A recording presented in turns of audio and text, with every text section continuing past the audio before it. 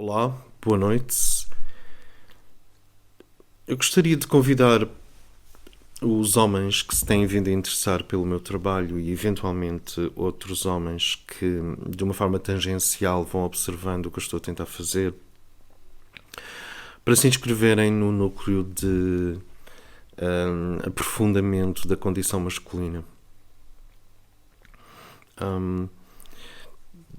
Existe uma conversação acerca do papel do homem hoje. O que é que significa a masculinidade nestes primeiros 25 anos do século XXI?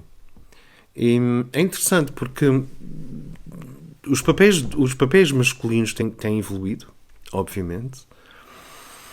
Há centenas de milhares de anos atrás, a masculinidade era a capacidade de proteger e de caçar. Eu penso que depois as coisas evoluíram para o agricultor, e depois evoluíram para o construtor, evoluíram para o viajante, evoluíram para o comerciante. Creio que evoluíram também para o escritor, o pensador, o filósofo, o explorador, tanto do mundo exterior como o explorador do mundo interior.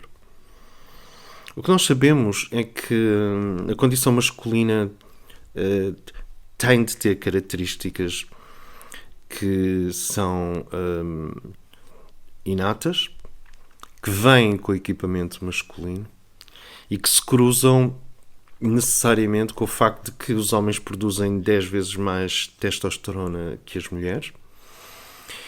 E, para não entrarmos num reducionismo biológico, claro que há fatores sociais que definem a masculinidade, e, portanto, eu acredito que há elementos inatos que fazem parte do yin universal e do yang universal, dessa divisão, que não é uma construção, são constantes universais.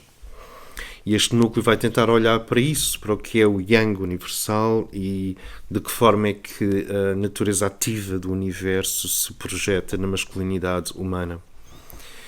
E obviamente existe um outro lado, justamente para não se cair em reducionismo biológico, existe um outro lado que é uma construção.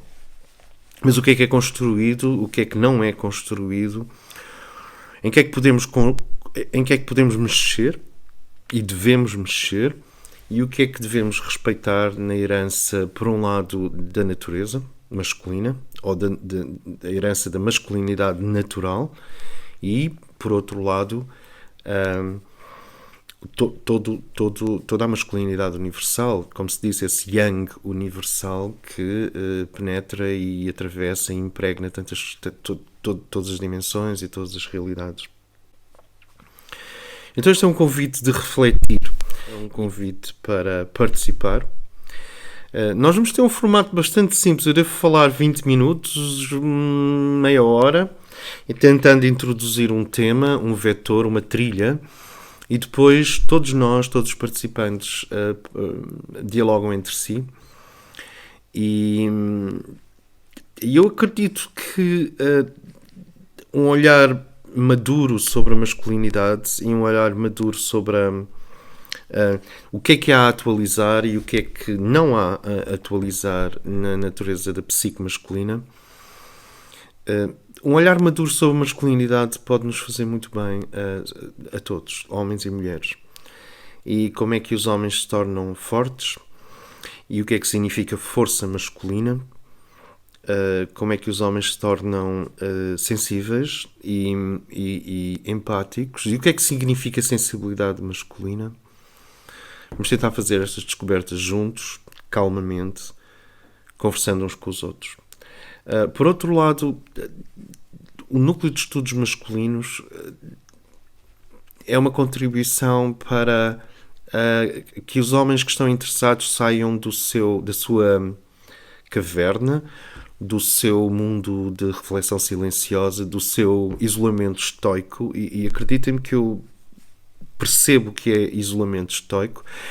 Saiam dessa caverna, do seu isolamento estoico, e tentem, ou iniciem, ou ou ensaiem aquilo que é tão tipicamente masculino, que é a alegria de pertencer a equipas, a alegria de pertencer a teams, a alegria de pertencer a grupos. Neste caso é um grupo de reflexão, mas ainda que como grupo de reflexão, é um grupo que pode ir muito fundo. Nós vamos usar as estruturas junguianas da psique masculina e o já, nesta altura dos acontecimentos clássicos, o rei, o mago, o guerreiro e o amante. Vamos observar as qualidades progressivas que conduzem a um eu real, a uma identidade real e uma boa definição de si, ou a melhor versão de si mesmo.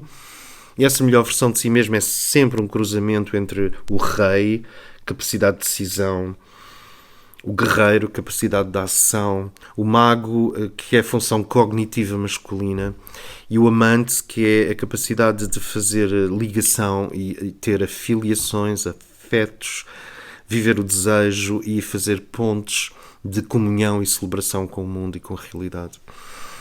E a melhor versão de nós próprios tem de implicar a libertação equilibrada destas quatro funções masculinas, estes 4 arquétipos da masculinidade.